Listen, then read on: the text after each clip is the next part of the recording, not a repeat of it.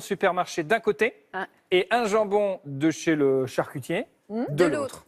Le tout rose, effectivement, Élise Lucet a parfaitement raison, c'est celui de supermarché avec du bon nitrite de sodium, donc le colorant E250 qu'il y a dedans, qui normalement, d'après les industriels, n'est pas là pour colorer, mais pour le maintenir sans botulisme, sans rien, pour notre santé. Pour le maintenir sans qu'il y ait une bactérie qui se développe dedans, D'accord. pour sa conservation. Pour pas qu'on attrape le botulisme, Voilà. qui est une maladie qui attaque le système nerveux, mais qui n'existe plus depuis des années, encore 50 ans. moins, encore moins 50 ans. dans la fabrication industrielle. D'accord. Voilà. Alors pourquoi ils font ça Parce que c'est rose. Parce que vous voyez là, c'est rose, là, c'est gris. Ouais. Et maintenant, on a formaté nos gamins. Il y a une très très bonne séquence d'ailleurs dans votre documentaire où on voit où elle passe les plats aux enfants et les enfants, ils veulent le rose. Donc c'est uniquement, si je vous suis bien, Élise, pour de la vente, pour attirer notamment les enfants, Ouais. et pour les inciter à choisir ce jambon-là. Ouais, c'est très intéressant parce qu'en fait, si vous voulez, à la limite, si le jambon était rose et s'il n'y avait pas de danger pour notre santé, pas grave. Pas grave. Hein, on se dit, il y a Pourquoi du sel pas. de nitrite, ok.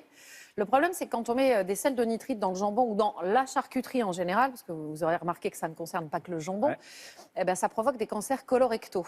Et donc, si on arrêtait aujourd'hui de mettre du sel de nitrite dans le jambon, dans la charcuterie en général, ça ferait des milliers de cancers colorectaux en moins chaque année.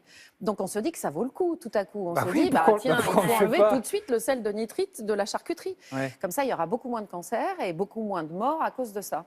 Ben, le problème, c'est qu'effectivement, les industriels de la charcuterie savent ça, mais alors parfaitement, Bah oui. vraiment parfaitement, depuis au moins 40 ans. Isabelle a raison, c'est même plutôt 50. Mais on va dire 40 pour être sympa. Parce qu'aux États-Unis, il y a une étude faite par une scientifique qui montrait que effectivement, les enfants qui mangeaient des hot dogs avaient plus d'atteintes, y compris de l'ADN, parce que ça s'attaque à l'ADN. Et donc, à ce moment-là, il y a une énorme mobilisation mondiale, parce qu'aux États-Unis, vraiment, les nitrites ont failli être interdites dans les années 70.